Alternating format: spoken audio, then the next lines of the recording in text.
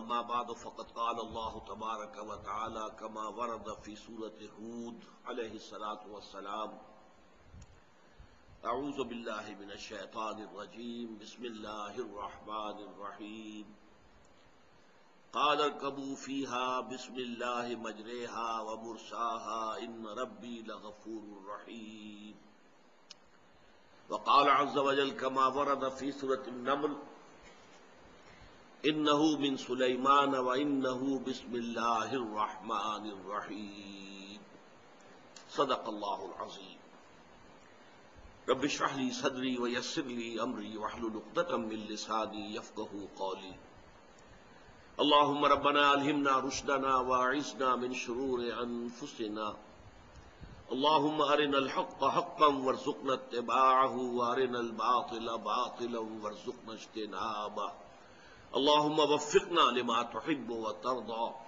وتقبل منا فإنك خير المتقبلين آمین یا رب العالمین۔ مطالعہ قرآن حکیم کے جس منتخب نصاب کا سلسلے وار درس ان مجالس میں ہو رہا ہے، اس سے پہلے متعدد بار عرض کیا جا چکا ہے کہ اس کے کل 6 حصے ہیں۔ پہلا حصہ 4 اسباق پر مشتمل تھا جس کو ہم نے مکمل کر لیا ہے۔ سورۃ العصر، آیت البر، سورہ لقمان کا دوسرا رکوع، سورہ حامیم سجدہ کی آیات 30 تا 36۔ یہ جامع اسباق تھے، یہ جوامع الکلم من القرآن، قرآن مجید میں جامع ترین مقامات۔ اب اس کے بعد جو 4 شرائط نجات بیان ہوئی ہے سورۃ العصر میں، ان میں سے ایک ایک پر ذرا تفصیلی مباحث آئیں گے۔ چنانچہ دوسرے حصے میں ایمانیات کے ضمن میں تفصیلی مباحث، تیسرے حصے میں عمل صالح کے مختلف گوشوں کے ضمن میں بحثیں، چوتھے میں تواصی بالحق اور اس کے مدارج اور مراحل اور مراتب، پانچویں میں تواصی بالصبر، اور چھٹا پھر ایک نہایت جامع سبق ہوگا سورہ حدید پر مشتمل۔ تو آج ہم اللہ کے نام سے جو دوسرا حصہ ہے شروع کر رہے ہیں، جس کا تعلق ہے ایمان کے مباحث سے۔ اس میں پہلا سبق جو ہے وہ آیت بسم اللہ اور سورہ فاتحہ پر مشتمل ہے۔ آیت بسم اللہ پر سب سے پہلے ہمیں گفتگو کرنی ہے۔ اس آیت کے بارے میں اگرچہ ایک اختلاف ہے اور ہمیشہ سے ہے، قدیم ہے، پرانا ہے، کوئی جدید نہیں ہے۔ آیا یہ آیت ہر سورت کا حصہ ہے یا نہیں ہے؟ سورہ فاتحہ سے پہلے لکھی ہے، سورہ بقرہ سے پہلے لکھی ہے۔ قرآن مجید کی 114 سورتوں میں سے صرف ایک سورت ایسی ہے جس کے شروع میں آیت بسم اللہ نہیں لکھی جاتی، اور وہ سورہ توبہ ہے۔ باقی 113 سورتوں کے شروع میں لکھی ہوئی موجود ہے۔ لیکن آیا یہ ان سورتوں کا حصہ ہے یا نہیں؟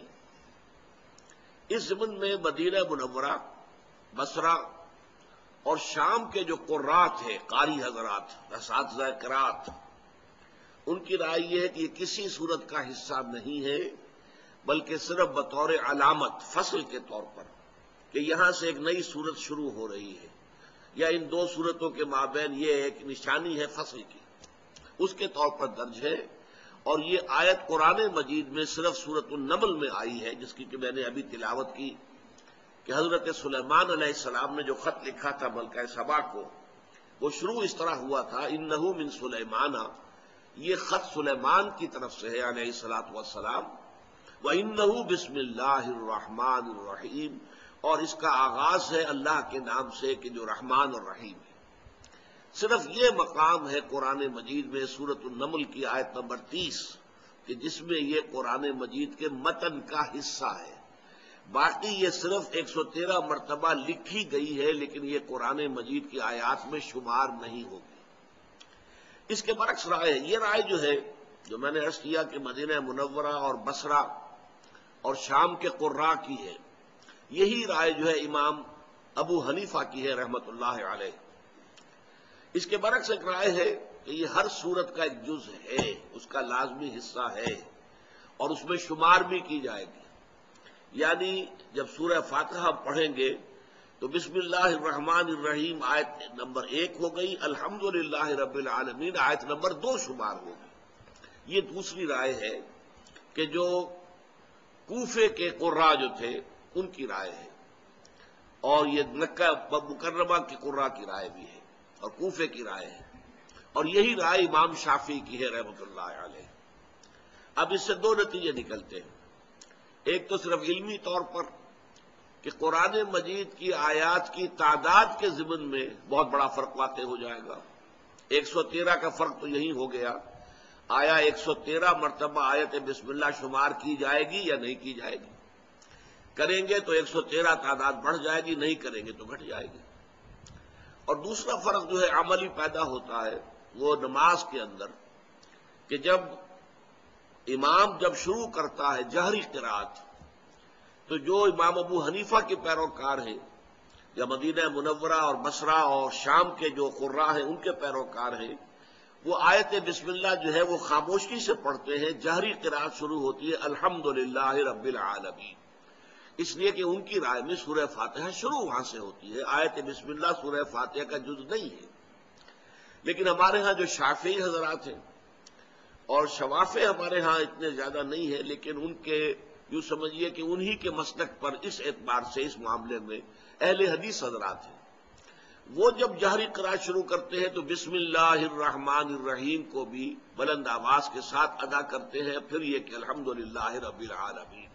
تو یہ ایک عملی فرق بھی واقع ہو جاتا ہے نماز کی ادائیگی میں، جبکہ نماز باجماعت ادا کی جا رہی ہو تو جہری رکعت کے اندر قرات کا آغاز آیت بسم اللہ سے ہوگا یا الحمدللہ رب العالمین سے ہوگا۔ اس کی بنیاد اس اختلاف پر ہے جو میں نے آپ کو بتا دی۔ یہ آیت جو ہے اپنے مفہوم کے اعتبار سے بڑی قدیم ہے، اس لیے میں نے آپ کو سورہ ہود کی آیت سنائی ہے کہ جب حضرت نوح علیہ السلام کو اللہ نے حکم دیا کشتی بناؤ اور اہل ایمان کو اس میں سوار کر لو، اور پھر جب طوفان آیا اور وہ کشتی نے جو ہے اپنا سفر شروع کیا تو کہا گیا قالا، کہا انہوں نے ارکبوا فیہا، اے اہل ایمان اب اس میں سوار ہو جاؤ، بسم اللہ مجریہا و مرساہا، اللہ ہی کے نام سے ہے اس کا چلنا بھی اور اس کا لنگر انداز ہونا بھی، جب بھی وہ لنگر انداز ہوگی تب وہ اللہ ہی کے نام سے ہوگی۔ اور اسی طرح جیسا کہ میں نے آپ کو بتا دیا سورہ نمل میں حضرت سلیمان نے خط لکھا تو انہو من سلیمان انہو بسم اللہ الرحمن الرحیم، پوری آیت جو کہ تو اس خط کے اندر موجود تھی۔ تو اس سے اندازہ ہوتا ہے کہ یہ مضمون بہت قدیم ہے، اور یہ بات کہ جو کام بھی انسان شروع کرے وہ اللہ کے پاک نام سے شروع کرے۔ اللہ کے پاک ناموں میں یہاں پر 3 جمع کیے گئے ہیں، اللہ، رحمان، رحیم۔ چنانچہ اس پہلی نشست میں آج انشاءاللہ انہیں 3 ناموں پر گفتگو ہوگی۔ پہلے یہ بات سمجھ لیجئے کہ اس سے برکت کا حصول بھی مقصود ہے۔ ہم کوئی کام کرنے جا رہے ہوں، بسم اللہ الرحمن الرحیم، گویا کہ ہم نے انووک کیا ہے اللہ تعالیٰ کی رحمت کو، اللہ کی رحیمی شان کو، اللہ کی رحمانی شان کو، کہ اللہ تعالیٰ ہمارے اس کام میں برکت ڈالے، ہمارے اس کوشش کو بارآور کرے، نتیجہ خیز کرے۔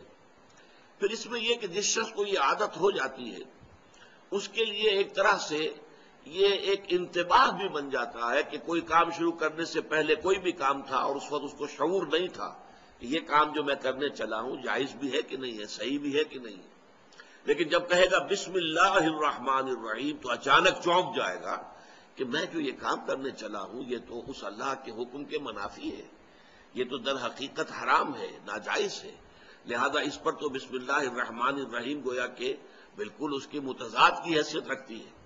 تو یہ ایک جو ہے ایک سیلف وارننگ کا کام بھی اس آیت مبارکہ دیتی ہے کہ آدمی جب اس کو پڑھے تو یہ ایک شعور اس کے اندر پیدا ہو جائے، وہ ذرا سوچ لے، نگاہ باز گشت ڈال لے ذرا کہ جو ارادہ میں نے کیا ہے، جو کام کرنے کا میں نے فیصلہ کیا ہے، جس کا میں آغاز کرنے چلا ہوں، وہ صحیح بھی ہے یا نہیں، کہیں غلط تو نہیں، حرام تو نہیں، ناجائز تو نہیں۔ تو اس اعتبار سے ہر کام سے پہلے آیت بسم اللہ کا پڑھنا، ہر نیک کام سے پہلے تو لازماً، لیکن جب یہ عادت بن جاتی ہے تو پھر انسان ہر کام سے پہلے پڑھتا ہے اور اس میں ایک طرح کی وارننگ جو ہے وہ اس کے لیے حاصل ہو جاتی ہے۔ اب آئیے اللہ تعالیٰ کے نام سے کہ جو رحمان ہے اور رحیم ہے، اس آیہ مبارکہ میں اللہ تعالیٰ کے 3 نام آئے ہیں۔ اللہ، اگرچہ اس سے پہلے ہمارے جو بھی اسباق ہو چکے ہیں 4، ان میں یہ لفظ آ چکا ہے، بار بار آیا ہے، لیکن میں نے اس کی وضاحت جو ہے اس کو اپنے ذہن میں مؤخر کیا ہوا تھا اسی درس کے لیے۔ آیت بسم اللہ کا درس ہوگا تو پھر یہ کہ وہاں تفصیل سے ان تینوں ناموں کے بارے میں بحث کی جائے گی۔ اللہ، الرحمن، الرحیم، 3 عظیم نام ہیں اللہ تعالیٰ کے۔ اللہ کے بارے میں یہ جان لیجئے کہ ایک اختلاف ہے۔ ایک رائے یہ ہے کہ یہ اسم جامد ہے، اسم علم ہے، یہ کسی مادے سے نکلا ہوا نہیں ہے، مشتق نہیں ہے۔ مشتق کہتے ہیں جو کسی لفظ علم سے، عالم، معلوم، یہ مشتقات ہیں۔ علم کے مادے سے یہ لفظ نکلتے چلے آ رہے ہیں، علم سے عالم، معلوم، معلومات، علامہ، متعلم، معلم، یہ سب مشتق ہے۔ مادہ کیا ہے؟ عین، لام، میم۔ تو ایک رائے یہ ہے کہ نہیں، جو اسم علم ہوتے ہیں، جو علامت کے طور پر اشخاص کے نام رکھ دیے جائیں یا جگہوں کے نام، اب لاہور کا نام لاہور ہے تو یہ کسی سے نکلا ہوا نہیں ہے، لاہور ہے بس، اس میں جامد ہے، یہ اس میں مشتق نہیں ہے، یہ کسی اور لفظ سے نکلا ہوا نہیں ہے، یہ جو اس میں علم ہے۔ تو ایک رائے یہ ہے اللہ تعالی کا اسم ذات ہے اور اسم جامد ہے، اور یہ در حقیقت مشتق نہیں ہے، اسم علم۔ ایک رائے یہ ہے، اور خاص طور پر ہمارے جو صوفی حضرات ہیں ان کا خاص طور پر ادھر رجحان ہے، وہ اس کو اللہ کا اسم ذات سمجھتے ہیں، اس کے نقش بناتے ہیں، اس نقش کے اوپر توجہ مرتکز کرتے ہیں، میڈیٹیٹ کرتے ہیں، خاص طور پر لفظ اللہ کے اوپر۔ اس حوالے سے چونکہ ہمارے ہاں تصوف کے جو اعمال ہیں، جو اوراد اور جو مراقبے ہیں، ان میں اس لفظ کو بہت اہمیت حاصل ہے، لہذا ان کی رائے یہ ہے کہ یہ اسم جامد ہے، اسم علم ہے، یہ مشتق نہیں ہے۔ ویسے یہ کہ یہ اسم جامد ہے یا نہیں، اسم علم ہے یا نہیں، لیکن ایک بات بالکل واضح ہے کہ یہ اسم علم کے طور پر بیہیو کرتا ہے۔ یا اللہ ہم کہتے ہیں، اگر یہ الالہ ہوتا جیسا کہ دوسری رائے ہے تو یا ایھا اللہ کہنا پڑتا، ایھا ایڈ کیے بغیر ہم نہیں کہہ سکتے تھے، اس لیے یہ یا اللہ جب ہم کہتے ہیں تو اس سے ثابت ہوتا ہے کہ یہ اس میں ذات ہے، واللہ اعلم۔ دوسری رائے کیا ہے؟ دوسری رائے یہ کہ یہ الہ سے بنا ہے، جیسے اللہ کے باقی تمام نام جو ہیں وہ بھی اللہ تعالیٰ کے صفاتی ناموں پر الف لام داخل ہو جائے تو وہ نام بن جاتا ہے۔ علیم، علیم، صاحب علم ہستی، العلیم، یہ اللہ کا نام ہو گیا، وہ ذات جس کا علم کامل ہے، ابدی ہے، ازلی ہے، مطلق ہے، ذاتی ہے، یہ ساری بحثیں ہم کر چکے ہیں حقیقت و اقسام شرک کے ضمن میں۔ تو یہ العلیم، قدیر اللہ کی صفت ہے، قدیر، القدیر، رحیم، الرحیم، الف لام لگنے سے وہ نام بن جاتا ہے۔ اسی طرح الہ سے الف لام ایڈ ہوا ہے، الالہ، الالہ میں سے بیچ کا الف نکل گیا، دونوں لام جڑ گئے، اللہ۔